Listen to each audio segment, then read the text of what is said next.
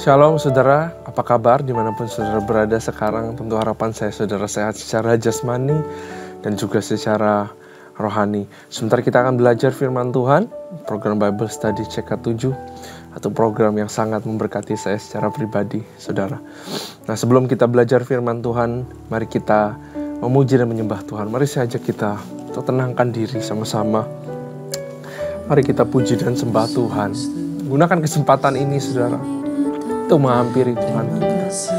Terima kasih Tuhan, kami bersyukur. Haleluya, haleluya. Oh ya raba ya rana bashi, urala ya rada ya rada bashi. Kau baik, kau baik. Tuhan Yesus, terima kasih, Yesus, ya rada basi kita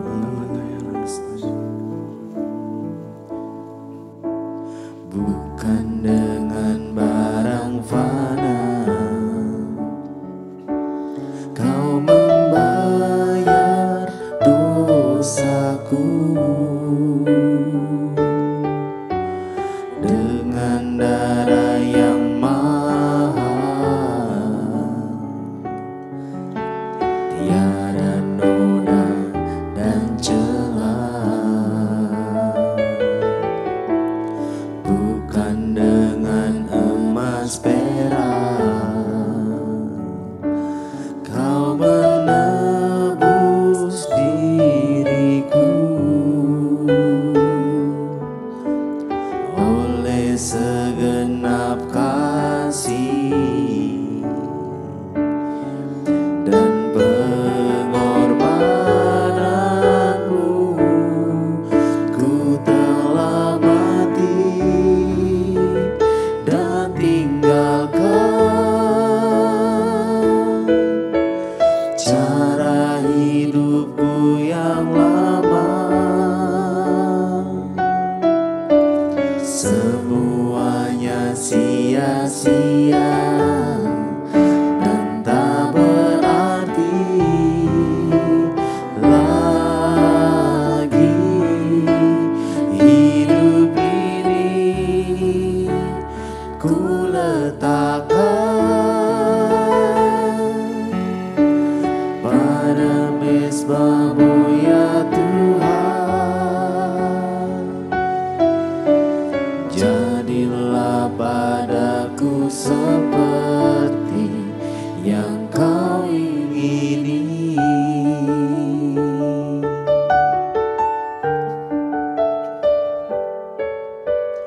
Bukan dengan barang fana Kau membayar dosaku. Dengan darah yang mahal, tiada noda dan celah. Bukan dengan emas perak kau menebus diriku. Oleh segenap kasih dan pengorbananmu, ku telah mati dan tinggalkan cara hidupku yang lama. Semua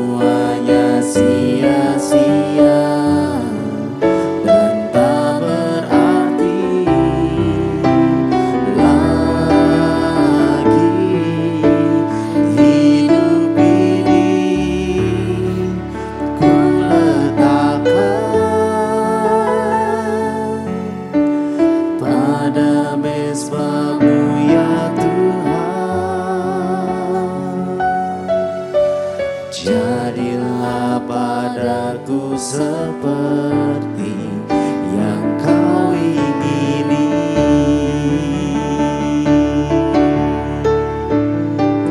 Ku telah mati dan tinggalkan cara hidupku yang lama. Semuanya sia-sia dan tak berarti lagi. Hidup ini ku letakkan pada mezbah-Mu ya Tuhan. Jadilah padaku seperti yang Kau ingini. Jadilah padaku seperti yang Kau ingini. Jadilah padaku seperti yang Kau ingini.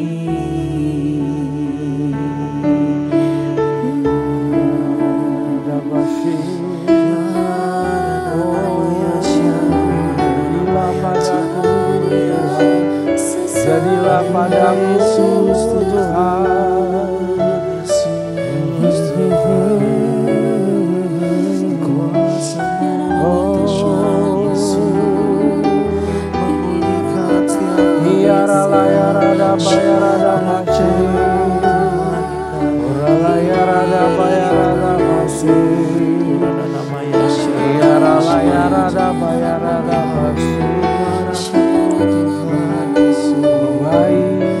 Kau ajaib, mulia Tuhan. Kau hebat, kuat. Kau Bapa yang mengasihiku, kuasa-Mu membuat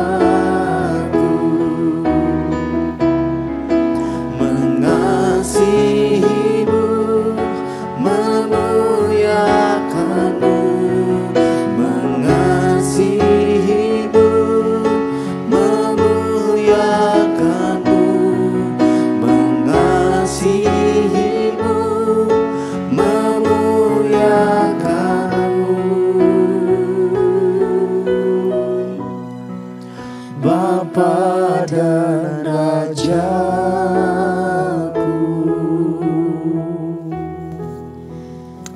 Terima kasih Tuhan buat kasih setiamu Tuhan, buat pertolonganmu, buat penyertaanmu sepanjang hidup kami. Bapa, sebentar kami mau belajar firman-Mu dari pasal Ayub. Urapi lidah bibir hamba-Mu, sembunyikan hamba-Mu di balik salib-Mu. Berikan perkataan yang baru, berikan kami rema pengertian yang baru hari ini. Biar kami boleh fokus terhadap firman-Mu dan kami bisa belajar, ada benih dan ada transformasi dalam kehidupan kami. Hanya di dalam nama Tuhan Yesus, amin. Sekali lagi shalom saudara. Nah, mari kita buka pasal Ayub, kitab Ayub pasal yang ke-22. Ayub pasal yang ke-22. Ya.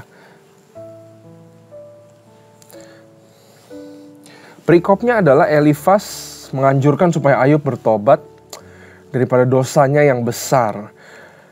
Pasal sebelumnya Ayub seperti melemparkan argumen bahwa dia bilang ya orang fasik, tentang orang fasik lah ya saudara, bahwa mereka mujur kehidupan tapi mereka ujung-ujungnya binasa. Ayub masih mencari-cari jawaban terhadap hal yang dia alami. Nah, ini kita lanjut di pasal yang ke-22.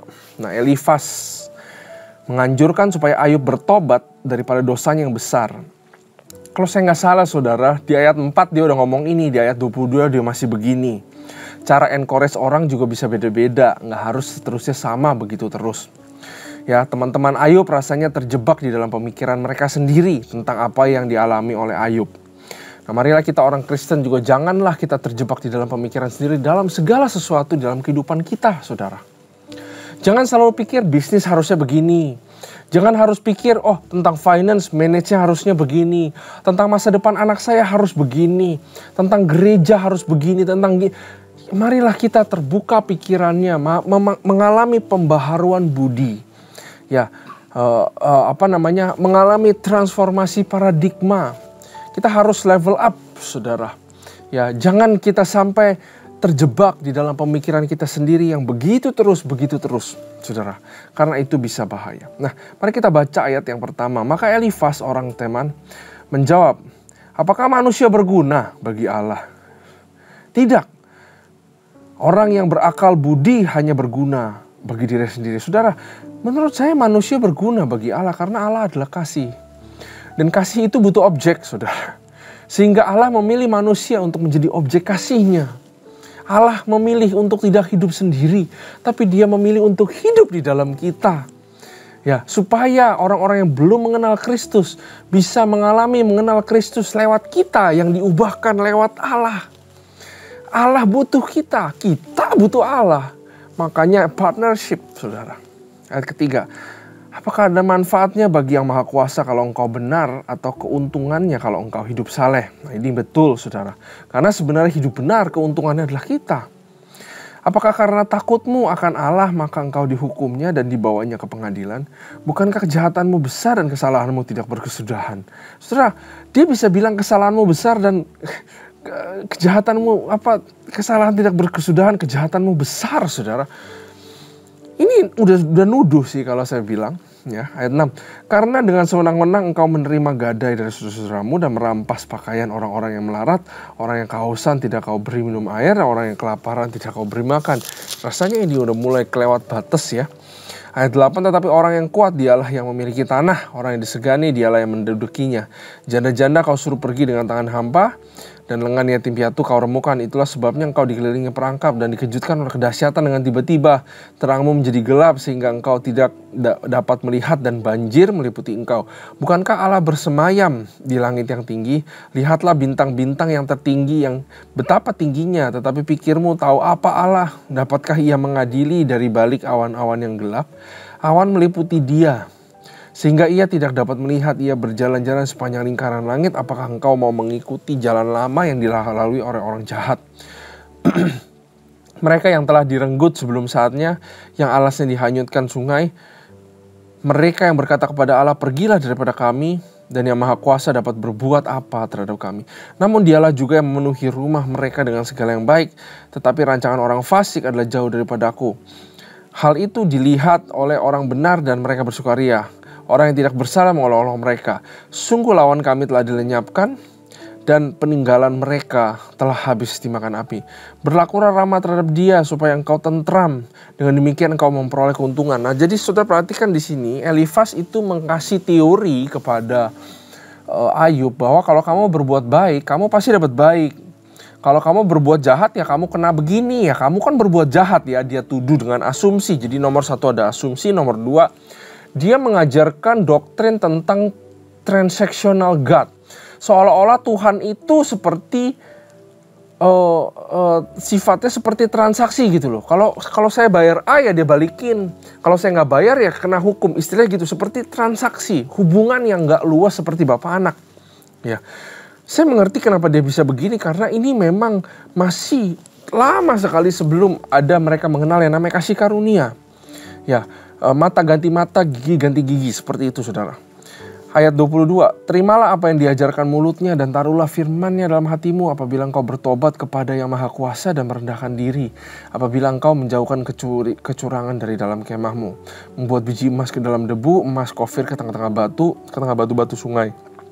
Dan apabila yang maha kuasa menjadi timbunan emasmu dan kekayaan perakmu, maka sungguh-sungguh engkau akan bersenang-senang karena yang maha kuasa dan akan menengadah kepada Allah. Jikalau engkau berdoa kepadanya, ia akan mengabulkan doamu dan engkau akan membayar nazarmu. Apabila engkau memutuskan berbuat sesuatu, maka akan tercapai maksudmu dan cahaya terang menyinari jalan-jalanmu karena Allah merendahkan orang yang angkuh tetapi menyelamatkan orang yang menundukkan kepala. Orang yang tidak bersalah meluputkannya, engkau luput dari kebersihan tanganmu. Dia mengajarkan bahwa Tuhan itu Tuhan yang kalau kita samperin, kita bertobat, maka kita akan diberkati, saudara. Ya. Padahal pertobatan tujuannya bukan untuk kita diberkati, tapi pertobatan adalah sebuah sikap kerendahan hati yang worth untuk kita lakukan karena kita sebenarnya sudah dibayar sama Tuhan. Bertobat adalah untuk keuntungan kita sendiri karena dosa selalu sifatnya menjauhkan dan merusak. Kalau menjauhkan kita daripada Tuhan, maka otomatis kita akan mudah diombang-ambingkan oleh si iblis. Dan dosa sifatnya itu merusak. Karena akibat perbuatan dosa tidak hilang.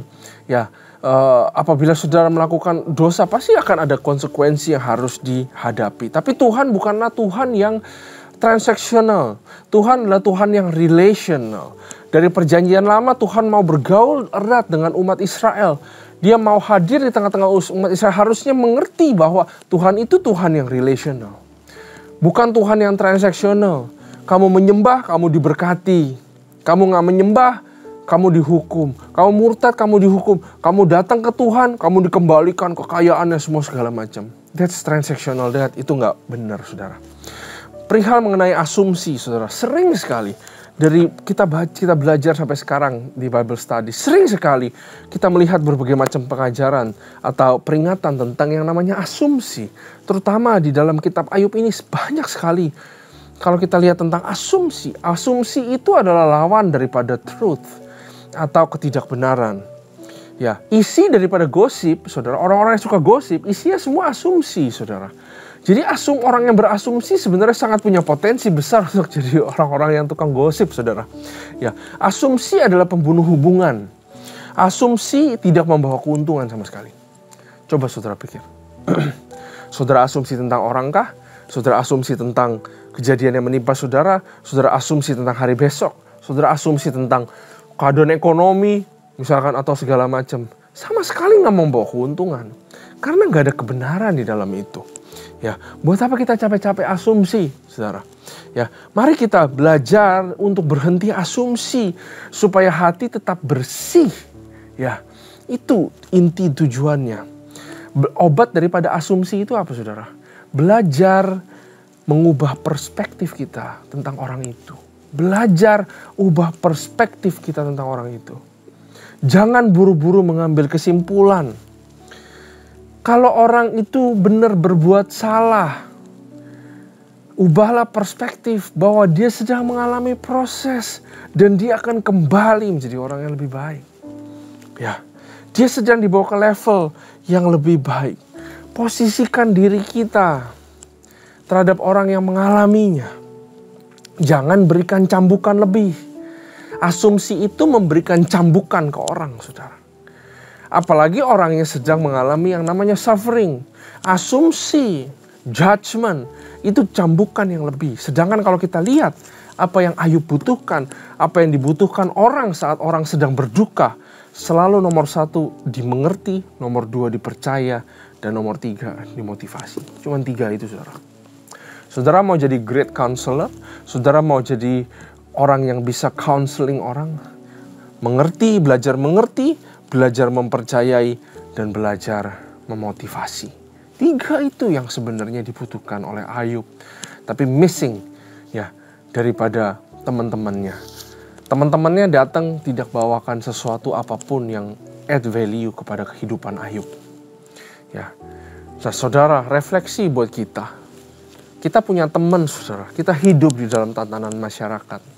Janganlah jadi orang yang tidak membawa value kepada orang lain. Tapi jadilah orang yang bisa mendongkrak value orang lain. Jadilah orang yang bisa mengangkat orang lain. Jadilah orang yang bisa mengobati luka orang lain. Jadilah orang yang bisa menyemangati orang lain. Bukan lempar-lempar, saudara. Memberikan cambukan lebih. Jadilah orang yang memberikan value terhadap kehidupan orang. Ya, teman-temannya hatinya sudah benar, tapi caranya semua salah. Ya, Tuhan bukan transactional God. Transactional mindset itu fokusnya kepada kita. Karena kita mau untung, karena kita mau diselamatkan, karena kita mau diberkati, sehingga kita melakukan sesuatu yang baik, kita bertobat, kita rajin ke gereja supaya dapat sesuatu. God is not a transactional God. God is a relational God. Datanglah kepada Tuhan apa adanya. Nggak butuh behavior kita supaya Tuhan memberkati kita. Karena Dia sudah memberkati kita waktu kita sedang dulu masih berdosa. Ingatlah selalu bahwa kasih Tuhan itu unconditional. Di sini Tuhannya masih conditional mungkin dikenal. Tapi menurut saya kalau saya baca perjalanan bangsa Israel, ya saudara, kasihnya sudah terlihat unconditional loh. Begitu sabar, saudara. Sabar, selalu bisa menerima kembali. Walaupun disakiti, itu unconditional, saudara. Ya, dan ini sangat luar biasa daripada Tuhan kita. Ya, saudara, human mindset lah yang bilang bahwa ini adalah Tuhan, kalau saya datang ke Tuhan, Tuhan akan berkati saya. That's human mindset. Dan itu bukan yang namanya kebenaran. Tuhan adalah kasih, saudara. Kita harus ingat, saudara, Tuhan itu adalah kasih. Artinya apa? Kalau Dia berhenti mengasihi kita, maka Tuhan sebenarnya sedang berhenti jadi Tuhan. Dan itu gak bisa terjadi, saudara. Kasih selalu memberi, kasih selalu mengasihi. Kalau Dia berhenti mengasihi, Dia berhenti jadi Tuhan. Tapi kita tahu Dia Tuhan selama-lamanya. God is a relational God. Dia memilih memperkenalkan dirinya sebagai kasih. Dia perlu kita. Dan Dia rindu dikasihi balik oleh kita. Makanya pengetahuannya Elifas terbatas. Makanya dia bilang emang Tuhan butuh manusia. Saya rasa Tuhan mau mengajarkan manusia tentang kasih. Ya, Tuhan rindu bersama-sama dengan kita. Karena Dia rindu bangun hubungan sama kita. God is a relational God. Nah, saudara, walaupun Ayub dituduh-tuduh yang gak benar, saudara. Tapi kita juga lihat sepanjang ini sampai di ayat ini juga. Ya, bahwa Ayub itu juga refleksi, saudara. Dia tahu dia benar. Tapi Ayub itu juga melakukan self-reflection. Ya, jangan-jangan memang benar kalau saya ada bersalah di hadapan Tuhan. Dia reflect himself di hadapan Tuhan. Ini satu pelajaran hidup yang sangat berguna buat kita. Bahwa sesekali di dalam checkpoint kehidupan kita, kita harus belajar untuk self-reflect. Apakah saya masih setia sama Tuhan? Apakah kehidupan saya masih berkenan sama Tuhan. Jangan terbawa arus kesibukan terus menerus, pelayanan terus menerus gak ada berhenti. Ya kerja terus menerus, tapi sekali-sekali stop untuk kita evaluasi kehidupan kita. Apakah kita masih berkenan atau tidak di hadapan Tuhan. 2 Korintus 13 ayat 5. Ujilah diri sendiri. Apabila kamu tetap tegak di dalam iman, selidikilah dirimu. Apabila kamu tidak yakin akan dirimu bahwa Yesus Kristus ada dalam diri kamu. Sebab jika tidak demikian, kamu tidak tahan uji. Ujilah diri, bercerminlah sama buah roh. Bercerminlah sama kasih itu murah, kasih itu sabar, kasih itu tidak iri hati. Itu kurikulum kehidupan, saudara. Sanctification, pengudusan, kurikulumnya apa? Kasih. Kasih itu adalah ini, kasih itu adalah itu kurikulumnya. Refleksi sama itu. Oh ternyata saya masih belum sabar ya. Saya masih belum naik kelas ternyata.